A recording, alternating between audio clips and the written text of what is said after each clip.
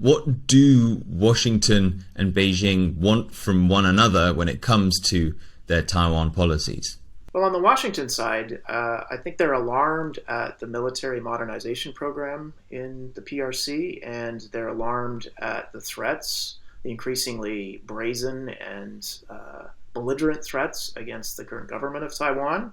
And they'd like to see Beijing, if not end that threat, at least roll it back and reduce particularly the military exercises in and near Taiwan's ADIZ. That's first and foremost. And then more generally, they'd like to see a more cooperative policy towards Taiwan from Beijing. I think over the last 5 years, Beijing has really gotten quite rigid and quite inflexible on its Taiwan policy, and the U.S. would like to see them shift.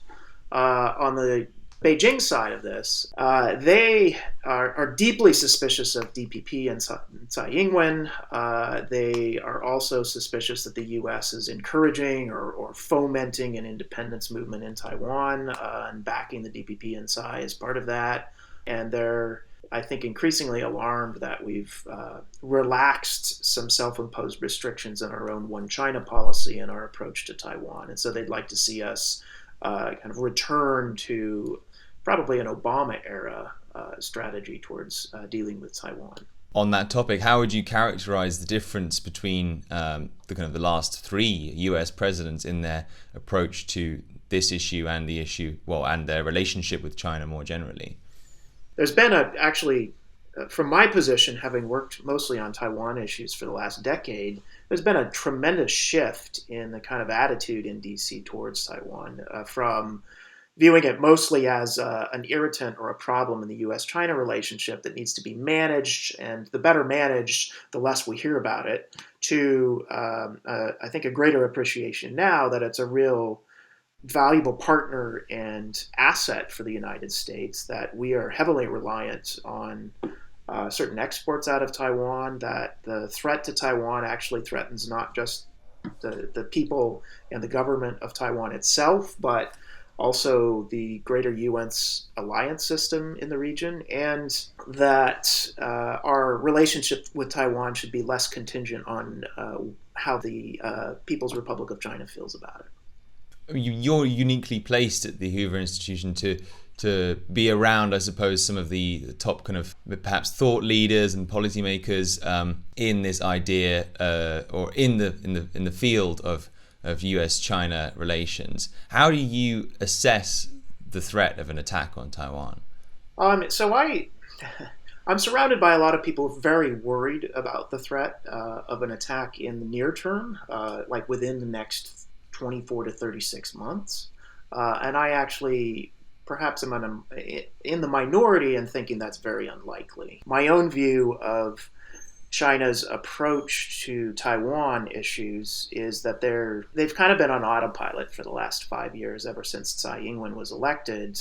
Taiwan has not been a particularly high priority of Xi Jinping.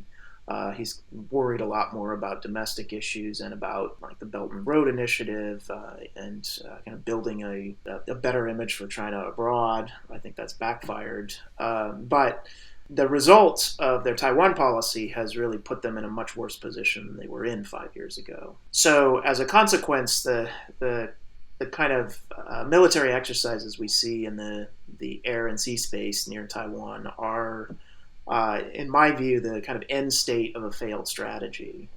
And while nobody in China will admit it, the smarter ones, I think, are realizing that they need some kind of off-ramp or some way to change Taiwan policy that gets them out of this corner that they've kind of backed themselves into. What do you think that kind of policy would be? Well, I think they'd really like a different president in Taiwan. I think right now there's a lot of hoping, I guess, that in 2024 the Taiwanese political system will spit out somebody they can work with. I don't think that's impossible. I wouldn't base your whole strategy around that prospect, though. And so I've been surprised, I think, at how rigid and how unwilling they have been to engage with Tsai Ing-wen and anyone else in the DPP.